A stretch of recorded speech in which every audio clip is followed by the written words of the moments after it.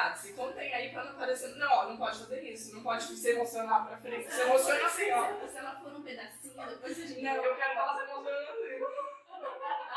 Se emociona com aquela câmera ali hoje. Só tá na frente. Eu tô te falando, você tem com gente. Eu tô comovida com isso. Enfim, vamos lá. Então é isso. Então vou perguntar se teve alguma coisa que você achou que não falou. Mas você começa falando, então? Não vai aparecer você, né? Vai ser só a voz. Vai aparecer porque a Nem gente a coloca gente as vai. coisas no começo. Eu posso editar então. porque vai... Verdade, Quando no a comecinho a gente foi de nós três. Um oi, bom dia, boa Tá, eu tarde. não posso Tá, ir eu pra frente. Vocês e já, a partir de agora, valendo pra todas as câmeras. E aí, meninas? Olá, tudo bem? Tá tudo bem, pessoal? Voltamos finalmente, que a gente fez o outro encontro individual, agora a gente voltou pra bater um papo agradável. Esperamos, não tão emocionante. Um pouco emocionante, provavelmente. É isso. Bom, hoje então a gente ia conversar um pouquinho com a Má, né? Aprofundar um pouquinho mais a história dela, assim, talvez fazer um paralelo da história dela com as nossas e ver o que a gente pode entender do ponto de vista mais didático, como foi o seu processo do luto, o que teve de semelhante, né, e diferente dos nossos, não só em termos da tua experiência, mas como você lidou com a sua experiência, como cada um de nós lidou, né? Então acho que hoje a gente iria conversar um pouquinho da tua história mesmo. E aí eu ia te perguntar inicialmente, né, para você que quiser fazer uma pergunta, se você achou que teve alguma coisa que você acabou não falando, que você lembrou depois, ou se não teve, como é que você se sentiu depois de ter contado a tua história, né, enfim, de ter se exposto, como é que foi essa experiência para você? Perfeito. Legal ter esse espaço aqui de novo. Inclusive eu falei na nossa última conversa que para mim o importante desse projeto era justamente ter a oportunidade de compartilhar um pouco da minha história e poder dividir esse peso que eu tive que viver sozinha na maior parte das vezes, né? E aí eu fiquei pensando justamente sobre isso, que naquele dia eu poder falar foi, acho que, obviamente que eu já falei algumas vezes sobre isso com outras pessoas, mas eu acho que é a primeira vez que eu tive um tempo integral para discutir sobre tudo aquilo, discutir não, né? Falar, somente falar sobre aquilo e processar. A gente até conversou um pouquinho no final e a gente comentou o quanto que eu achava que eu não tinha vivido tantos lutos, mas que na verdade eu nunca deixei de viver lutos, né? Até a Juliana colocou. E foi assim que eu me senti. Eu me senti como se eu tivesse vivido uma série de lutos ao longo da vida. Mas aí eu lembrei de uma coisa que realmente eu não contei. Quando eu comentei, até recapitulando muito brevemente do meu avô, que foi o luto mais importante de morte que eu vivi, ele faleceu em outro estado e ele foi cremado nesse outro estado, então eu só tive as cinzas dele, né, pra jogar, que foi o único ritual pra lidar com essa fase. E eu me lembro, inclusive, como eu disse, eu tive, e eu quero falar mais tarde sobre isso, sobre o luto, uma espécie de luto atrasado, ou quase tardio mesmo, que no momento eu neguei, ou já fazia parte do processo de luto que eu estava em negação, e foram também horas, né, não foi questão de dias nem nada, nem meses. E aí depois eu chorei um pouco com a minha família, mas a gente teve três então, ocasiões que eu pude viver esse luto, e era isso que eu queria só complementar. Que a gente viveu com uma missa de 7º dia, então eu nunca me importei tanto de verdade com missas de 7º dia, vou ser muito sincera. Mas naquele dia foi muito especial, porque foi a única vez, foi pra mim o velório do meu avô naquele dia. Porque todo mundo que era muito querido, e ele era uma pessoa muito querida, pôde se reunir e a gente conseguiu dividir um pouco da nossa dor e ser acolhido, né, por outras pessoas naquela missa. E curiosamente, foi muita gente nessa missa, né? E eu acho que geralmente as pessoas não vão tanto em missa. Eu mesma, confesso que se alguém me convida, eu não vou. A menos que seja que a pessoa declare que é muito importante para ela a minha presença. É que é uma coisa mais restrita, né? É uma coisa mais restrita e que ali pra mim não faz parte da minha cultura.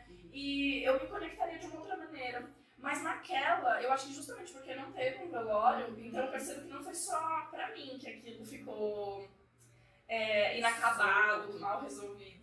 Então nessa missa foi importante, tinha muita gente querida. Depois, quando eu encontrei minha família, a gente viajou pra jogar cinzas. Pra mim foi um ritual também, a gente fez nossas orações do nosso jeito, a gente conversou. E eu lembro que eu tava muito nervosa naquele dia, eu briguei com todo mundo, eu fiz escândalo, eu chorei, eu gritei. Mas assim, não tava... um pouco, né?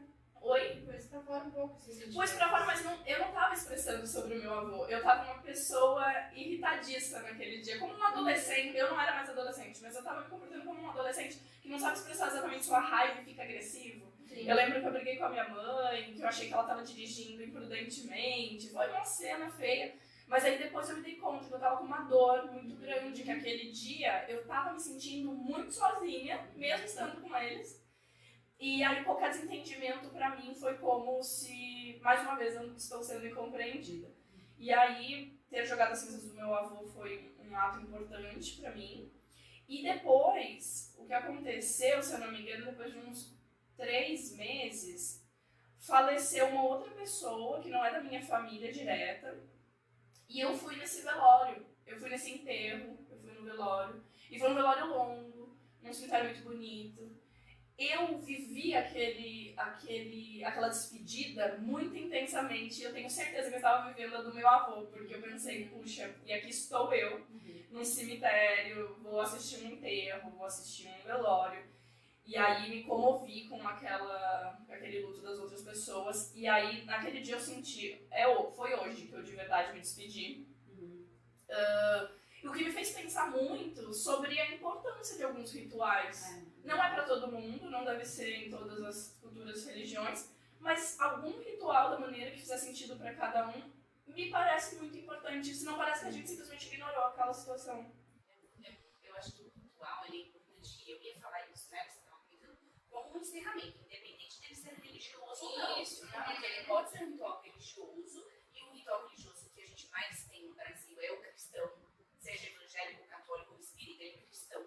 E aí ele tem um peso de que existe uma vida após a morte, independente da reencarnação, existe uma vida após a morte, mas ainda assim é sofrido. Ainda assim você não vai ver a pessoa, você não sabe quando, você não sabe exatamente se é o inferno umbral, esse plano espiritual, você não sabe exatamente isso.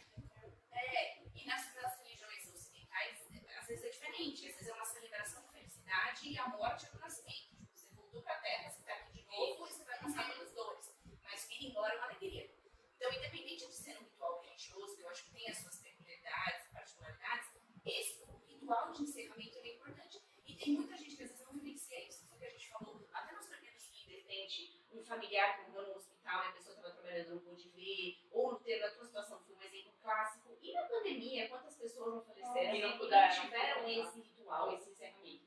E aí eu ia falar assim, às vezes a gente não tem até a oportunidade de fazer a missa, ou isso não é daquela família, e às vezes a pessoa que sente solto, é importante ela pensar em fazer um ritual. Então, por exemplo, se você não tivesse sentido, talvez, toda essa resolução, digamos assim, né, esse fechamento interno, nesse velório ou até nas cinzas, a tua própria ida para a Espanha, que foi o que você comentou, foi também o encerramento de ciclo. Sim. E talvez o encerramento de ciclo é um momento tão diferente. Então, assim, eu acho que talvez a gente tenha até momentos diferentes para fazer o encerramento.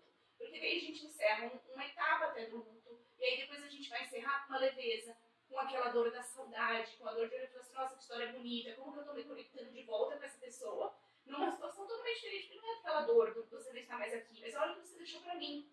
Né? E aí eu acho que esses pontos de encerramento são muito importantes da gente fazer. Talvez a gente possa até falar que na verdade não foi um ponto de encerramento, esses momentos tanto da missa quanto do jogar assim, do velório, assim, mas um ponto de início, onde você começou a 100% a entrar no luto ali, a lidar com aquela dor.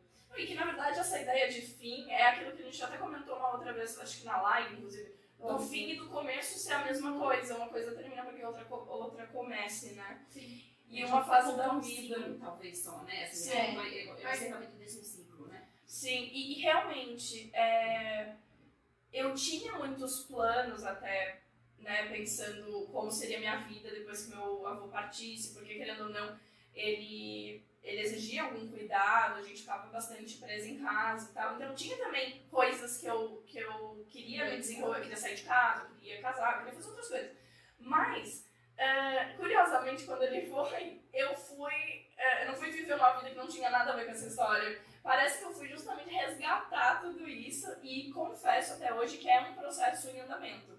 Porque eu ainda não Claro, eu entendi a partida dele, estou em paz com isso, mas é cada vez mais forte e gostosa a ideia de me reconectar com a cultura dele. Me me sentir pertencente. Porque é uma ligação que você tá criando com ele. Sim, total. E você sabe que vocês estavam falando de rituais, e ele dizia, quando eu era pequena, nem sei se em todas as partes da Espanha, imagino que não, mas ele dizia que tinha alguns lugares que ele já visitou que os rituais de encerramento de velório, por exemplo, eram festanças, porque é uma grande celebração que a pessoa, que bom, ela passou pro outro lado, e o outro lado é muito melhor que esse, como se fosse mais triste um nascimento.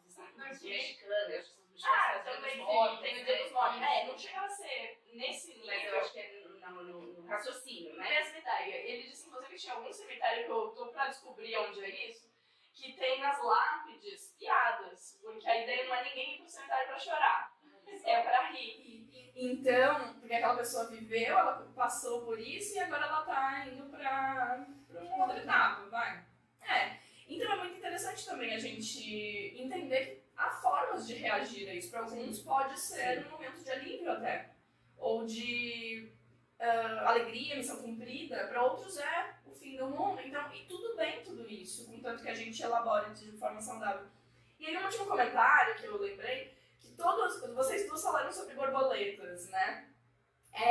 Eu não tenho uma história específica sobre borboleta, mas quando vocês falaram, eu me lembrei que eu, desde pequena, fico imaginando, desde daquele primeiro luto de morte da minha avó, quando eu tinha uns 10 anos, que toda vez que aparecia uma borboleta ou algum outro inseto, mas principalmente borboleta porque é mais raro, eu achava que era a outra pessoa vindo falar. E quando vocês falaram, eu falei, que coisa, né? Quando a gente tem alguma coisa no senso comum, não sei, um símbolo. E aí achei até bonitinho, porque a gente tem, né, um símbolo da borboleta e conecta nós três.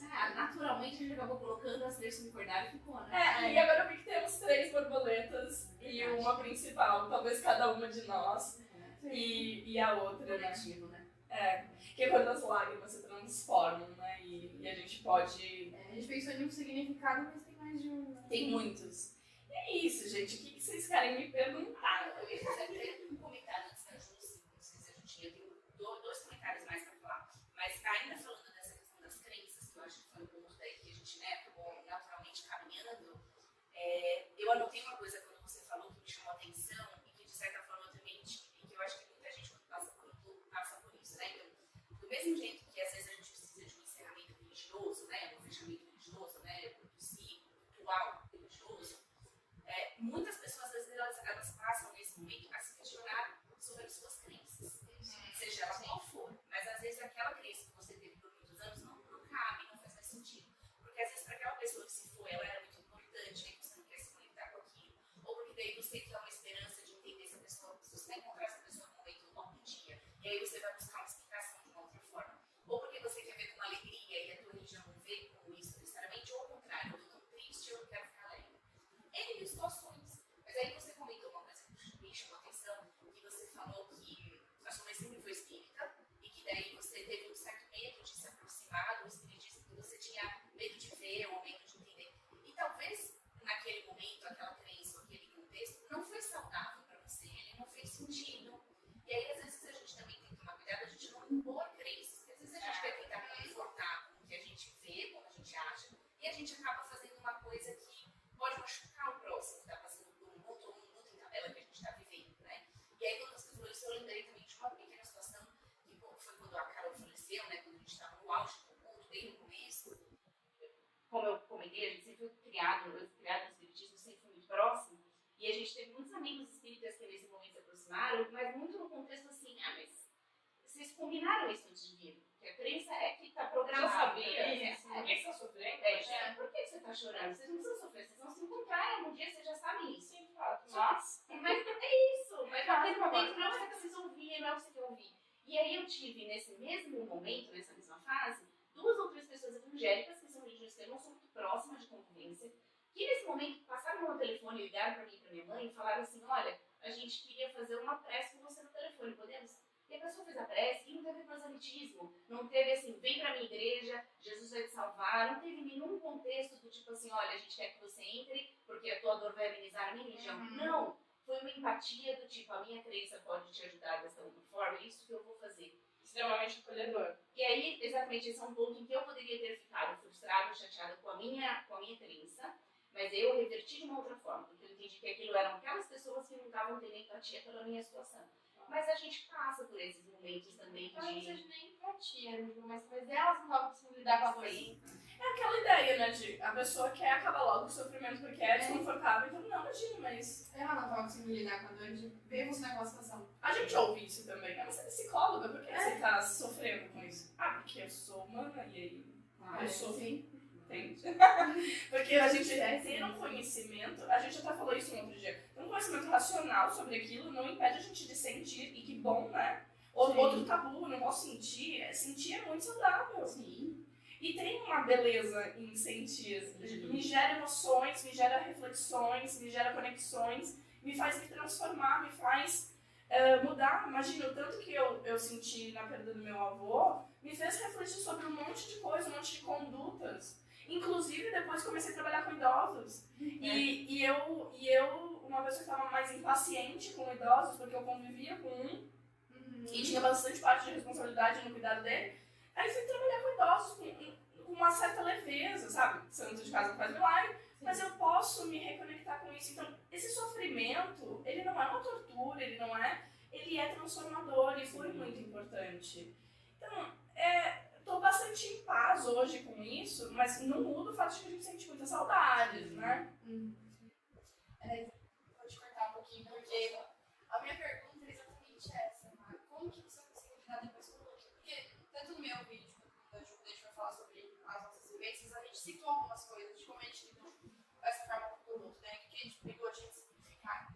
E você falou bastante da viagem. Eu entendo que a viagem fez parte dessa forma de se lidar com o luto, mas eu senti falta de alguma coisa, até uma coisinha que ela fez. Agora você chegou, se não, trabalhou com os nossos. Pode ter sido uma forma. Foi exatamente no ano que ele faleceu que eu comecei o projeto com os idosos. Foi mesmo. E não foi proposital, tá? Não é que eu fui atrás, mas de repente eu fui atrás e sim, entendi depois, né? eu nem sabia. E aí, mas eu tive que visitar tantas pessoas na casa delas e ouvir as histórias delas. E aí eu até me vi várias vezes naquele momento falando, caramba, né? Quantas vezes eu não estava sentada no sofá de casa e meu avô contando as histórias dele e eu, às vezes, sem paciência para ouvir tudo e eu fui depois ter que ouvir de, sei lá, mais de 100 pessoas depois. Então, e foi prazeroso e eu ouvi com toda a atenção do mundo, pensando como eu queria ter dado mais ouvidos e aí me vem um sentimento de culpa e arrependimento, tá? Que eu consigo lidar racionalmente, mas que vem. E eu acho que todo dia eu ainda me conecto com isso, quando eu ainda sinto que a viagem foi o mais forte. E hoje ainda e eu quero voltar pra lá, eu quero me reconectar, eu quero trazer a espanholita que tá por trás aí. Me sinto aproximada dele quando eu faço isso. Mas foi assim, e teve negação por um tempo, teve acostumar com a casa, teve acostumar com o fato dele não estar naquele quarto, teve pequenos hábitos de... Eu lembrei de uma coisa, hábitos de ir até o quarto dele e, meu Deus do céu, eu não quero nem ver, agora eu lembrei que tá vazio. Mas aí eu lembrei que uma vez eu tive um sonho. Meu Deus, como é que foi esse sonho? Porque tá meio nebuloso. Eu lembrei.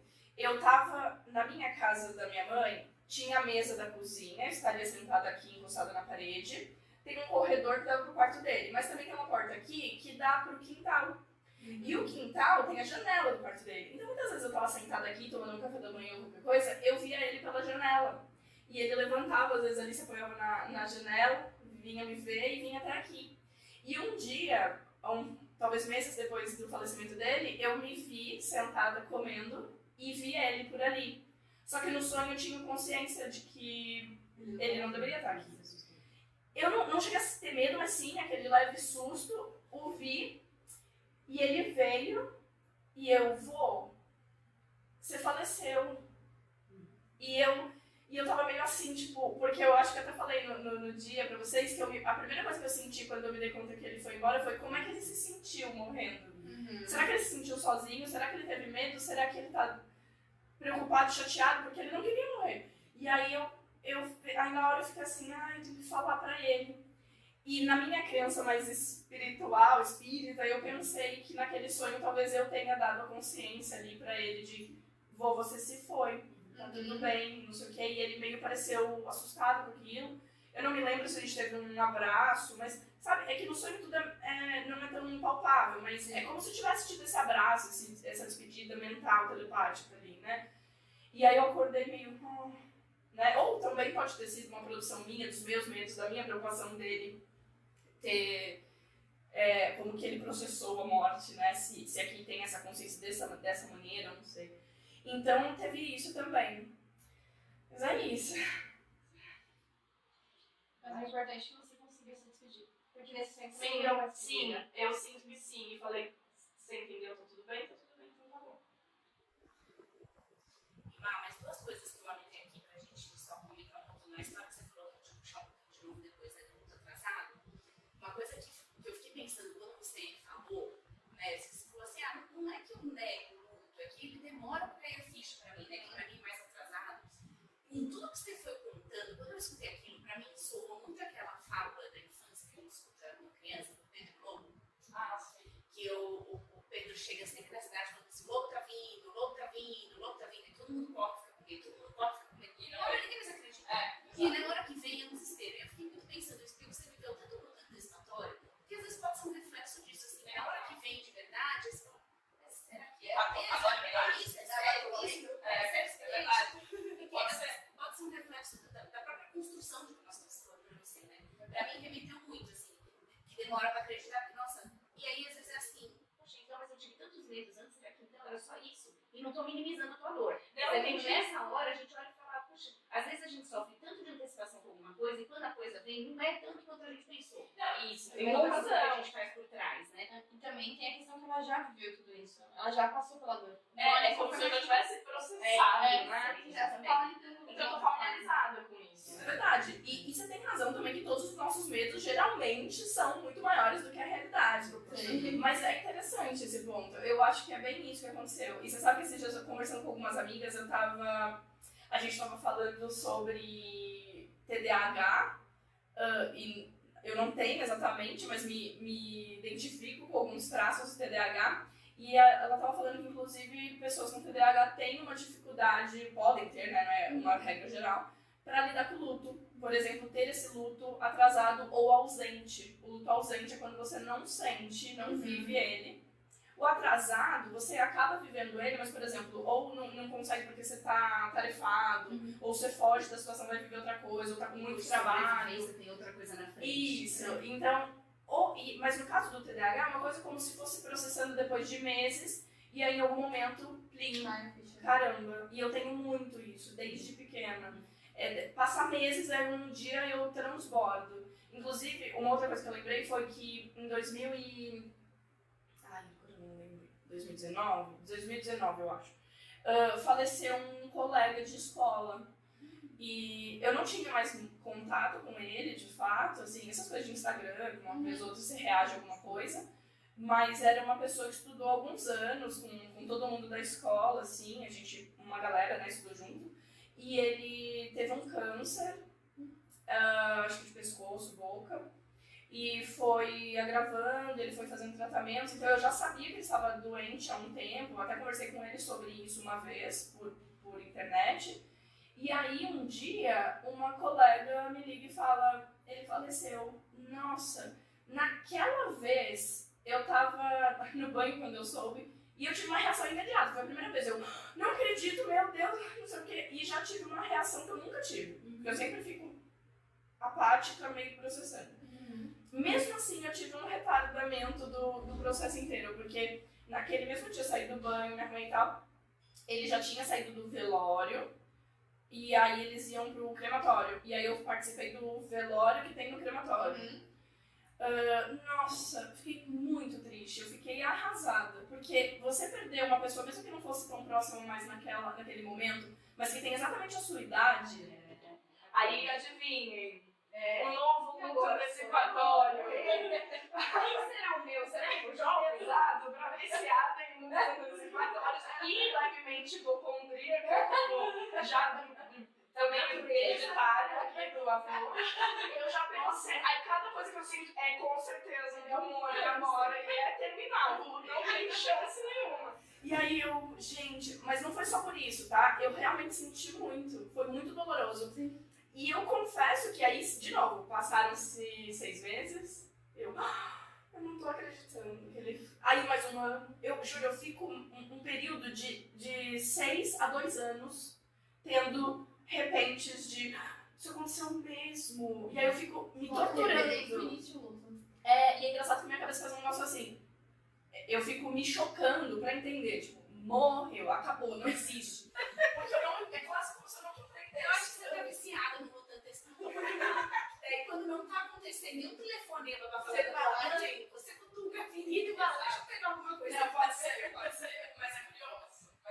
Eu sei que é um momento só meu também, mas eu também compartilho. Você é uma situação parecida comigo e eu também encontrei por causa do meu avô. Sim. Então, se eu falei, na hora que você falou, eu identifiquei totalmente. Porque as duas coisas aconteceram parecidas. A diferença é que morreu foi uma colega de faculdade, eu não era próxima dela, e foi uma morte bem súbita, assim, a gente terminou a faculdade, acho que foi não foi em 2019, foi no começo de 2020. A gente estava iniciando a pandemia, por isso que a gente até perguntou, fiz Covid, mas ela tinha uma doença cardíaca e eu não tinha proximidade, ela não sabia da história e tudo mais. Mas ela também tinha minha idade, estava iniciando a vida, tanto que a gente conseguiu algumas informações dessa pessoa depois, então ela tinha acabado de começar um apartamento, estava noiva, então tinha uma série de coisas que iriam começar, era literalmente o início de uma vida adulta, né? E na hora que eu soube a notícia, eu não tinha nenhuma apreço, afeição por essa pessoa, era alguém conhecido da faculdade, não da mesma sala que eu, só isso, né? E na hora que veio essa informação, eu fiquei pensando na mesma coisa, eu posso morrer a qualquer momento. E diante da morte, a gente introjeta. Mesmo que não é um conhecido, quando a gente passa por alguém próximo, né, que não é um familiar, que não é alguém próximo, é um conhecido, a gente volta pra dentro.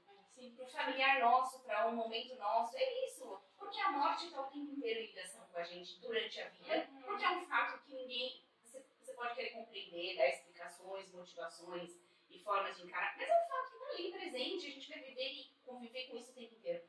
Mas é difícil pro ego, né? Porque a gente se identifica como individualidade, aí eu tenho que entender que eu vou morrer, mas assim, sei lá se eu vou existir ou não, mas é isso, desintegrou. E aí é difícil. Então esses choques, dependendo do momento que a gente está, às vezes um desconhecido faz mais impacto, talvez a morte do desconhecido, às vezes faz mais impacto do que alguém muito próximo, não estou invalidando o sofrimento. Claro, Depende do nosso momento, às vezes também a gente vai absorver isso Como de a outra forma. fragilidade nossa, né? Porque daí é muito mais fácil você se identificar com o momento da vida adulta que você está vivendo agora. E Claro. você tem que pensar o que você perderia, o que as pessoas à tua volta perderiam. Tem uma proximidade. É diferente quando você pensa esse idoso que viveu a vida inteira. Tem um que contexto. você já se preparou. Um contexto.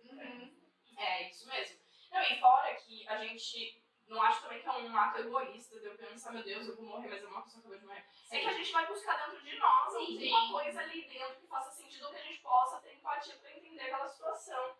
E é isso aí, é isso mesmo. E ó, a última coisa, as últimas duas coisinhas só que eu anotei, que eu acho que foi muito particular da tua história, né, e que eu e a Jo não vivenciamos isso nesse sentido, que foi justamente isso que você comentou, do luto antecipatório em vários momentos, com a história da tua mãe, de tudo que você teve que segurar, e o quanto isso foi me impactando, e depois você até comentou da solidão que você teve para viver isso, e aí eu fui entendendo o quanto é importante a rede de apoio, e não que você não tivesse pessoas à tua volta, sim, mas de repente para você poder falar sobre isso, para você descarregar sobre isso, e que começou no momento que você era muito nova, que você não ia conseguir buscar isso sozinho, você ia ter ferramentas para buscar isso sozinho. Então se construiu de uma forma que quando você foi acessar a tua terapia era um outro momento, né, era outra história. Mas que de certa forma isso te trouxe um despertar do que eu acho que é uma coisa dela, porque você também se aproximou da psicologia de uma certa forma por isso, né, de cuidar de outras pessoas e de deixar que as outras pessoas não se sintam tão sós, né, para poder dividir a dor, dividir o sofrimento. Então é de novo o que a gente falou, assim, de como a gente vai se construindo a vida atrás das coisas. Eu acho que esse é um despertar no luto, é o que a gente quis falar desde o começo. Não é assim, olha, no momento que você está no auge do teu luto, olha a sua dor e ela vai se transformar, e você vai ficar bem, e daqui a pouco passa. Não é isso, é um processo intenso, demorado, mas saem coisas delas. Exato, a gente vai se não transformando paulatinamente. Se a gente não passa pela dor, a gente não abraça esses momentos e esse sofrimento, a gente não ressignifica ele, né? E aí o despertar do luto que eu vi na tua história foi isso de você ter se aproximado da tua profissão. Um momento que você falou que você se aproximou da tua família, porque o teu avô faleceu na tua família em outro estado, e que isso te aproximou da sua família. Né? Então, resgatou laços de pessoas que dividiram uma história com você, né? E que eu acho que isso é importante. E a própria história da Espanha, que você foi, já era um plano seu, mas que eu acho que isso também foi um despertar, né? Assim, também foi, tudo bem, é uma construção, mas também foi um momento que eu acho que você aproveitou para ter algo de bom, de tudo aquilo que estava acontecendo, de um momento negativo, pesado, você também conseguiu construir, você não deixou esse sonho, e aí, de certa forma, ele também foi um acalento, porque você também estava próximo do seu avô, nesse momento você estava longe da tua mãe, por exemplo. Então, esses foram os pontos que eu fui vendo assim, no despertar, que eu vi que foram coisas bonitas que se transformaram.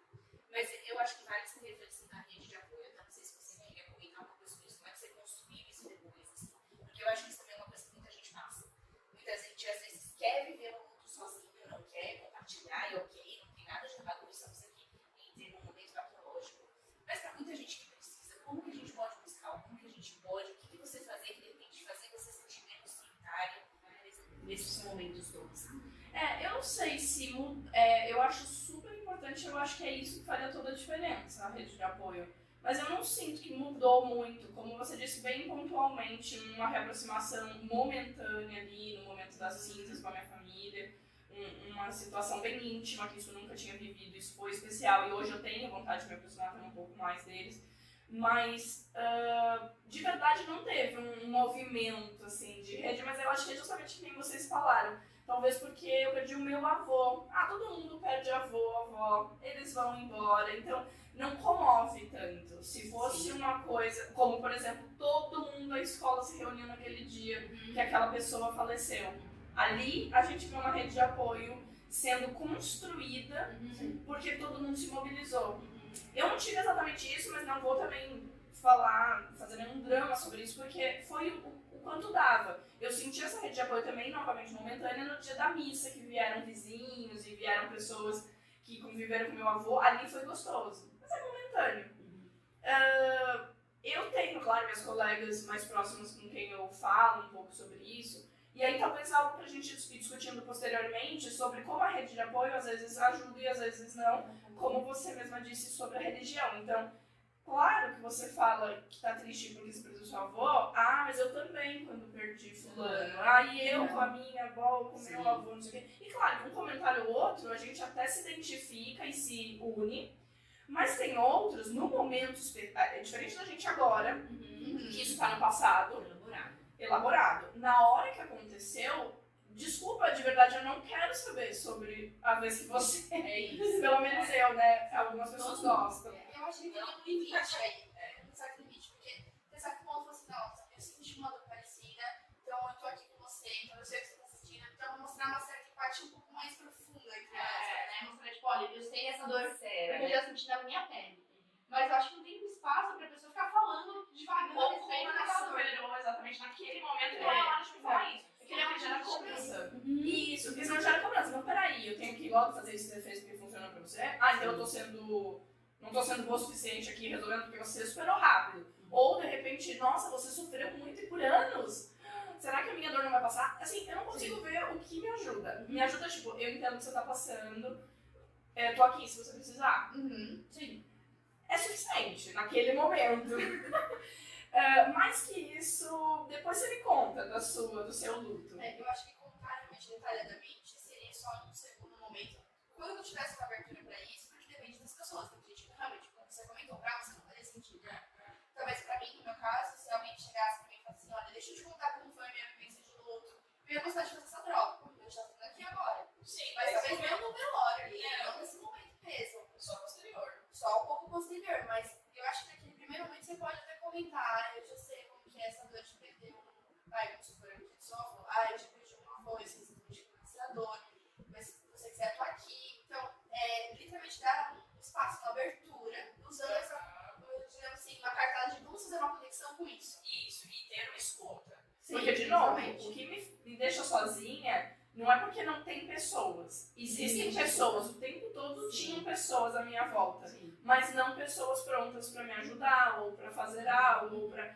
Foi muito curioso que agora agora que você me perguntou isso, uma outra prima de terceiro grau da família que eu já não falava há um tempo também, que a gente não convive, ela foi muito acolhedora, uma pessoa de onde eu não esperava acolhimento, por exemplo, e ela me ligou naquele dia e falou, Mayara, como é pra você isso de estar distante? Eu pago agora uma passagem pra você ir lá se você quiser participar de tudo.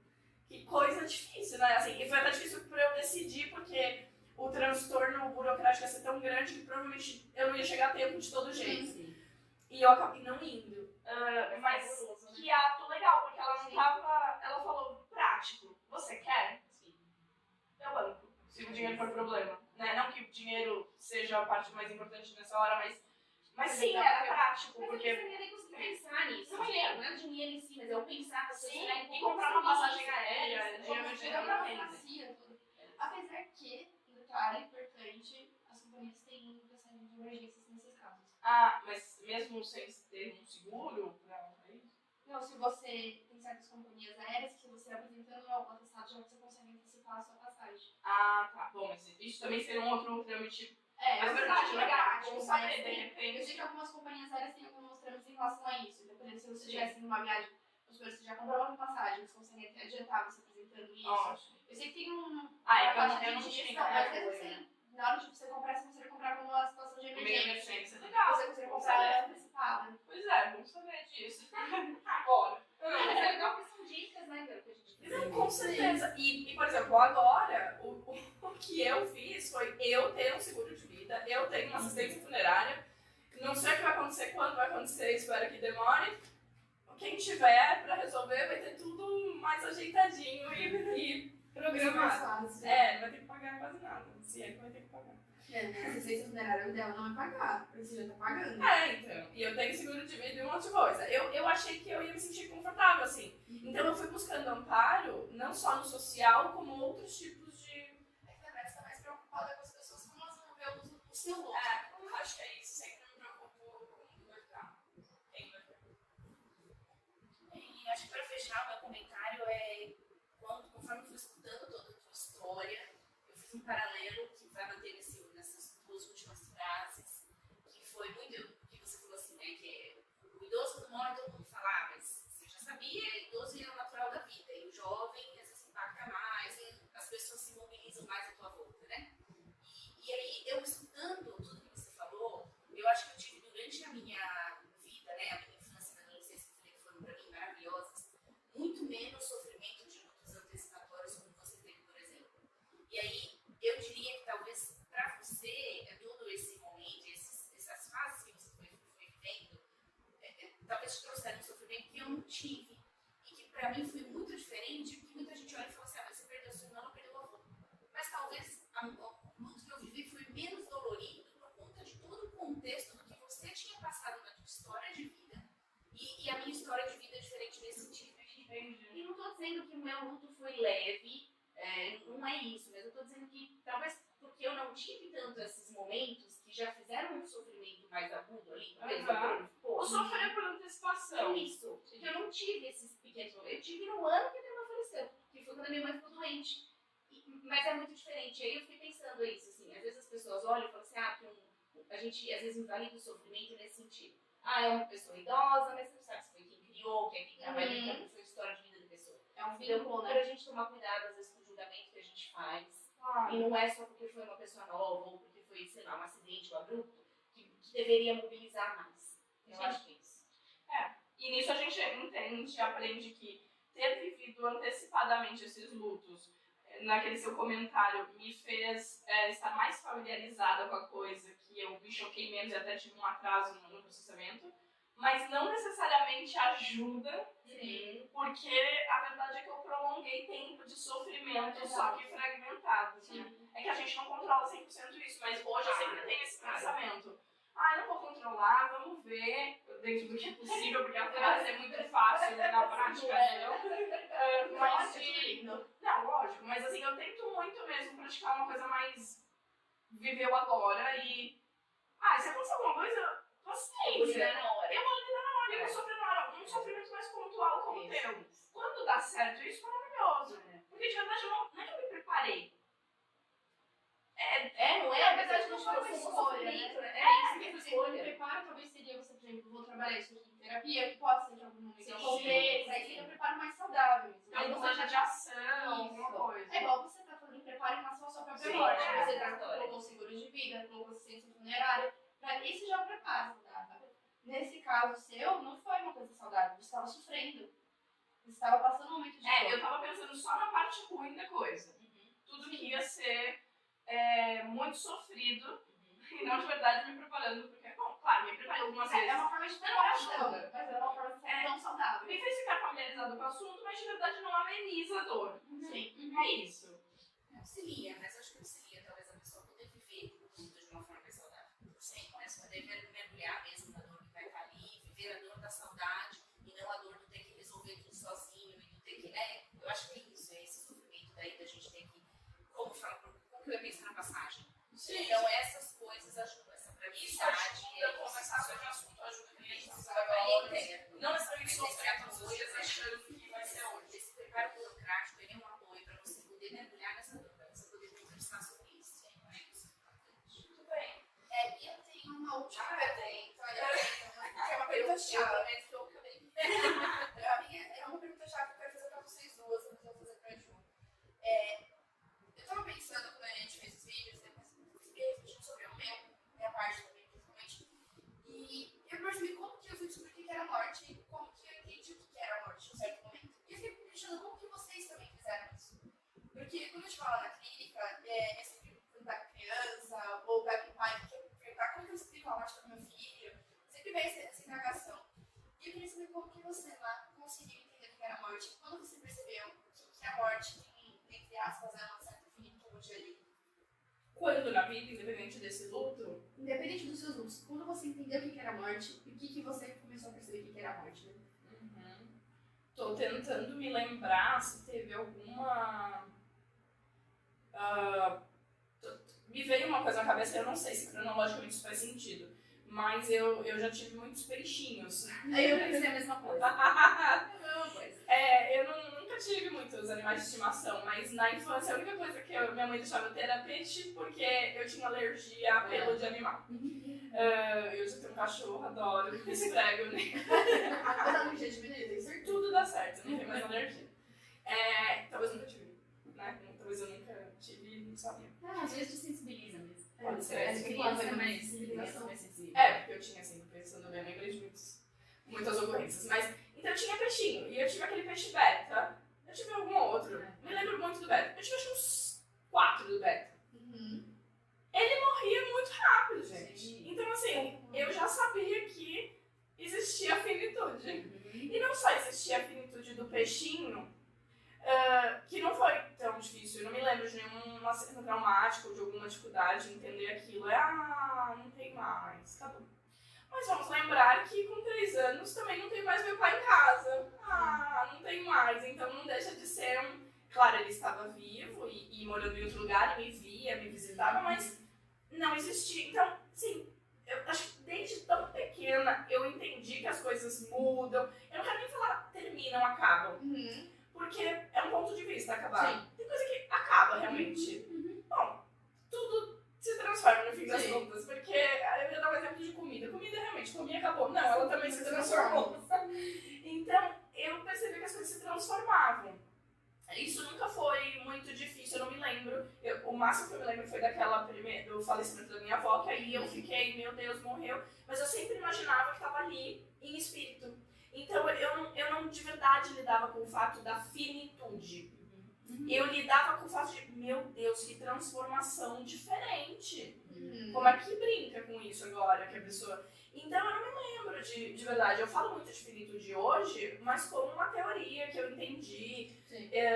Eu acho que onde pega a finitude não é nem quando tem essas transformações, mas quando eu imagino que desculpa, o que eu faço, o que eu vivo, pode ter um fim, uma transformação, uma ruptura, alguma coisa. E aí aquilo talvez cause um pouco mais de tensão, né? Então, a gente tem dificuldade de lidar com a finitude, eu tenho certeza, eu tenho também. Em outros aspectos, não muito relacionados à morte exatamente, porque eu sempre fico pega nessa coisa espiritual. Então acho que é isso que me ajuda, porque não me parece tão trágico assim quando eu imagino que tem uma continuação. Inclusive eu consigo sentir uma certa paz se existe um outro lugar. Eu não tô falando necessariamente de reencarnação. Sim. Vida após a morte.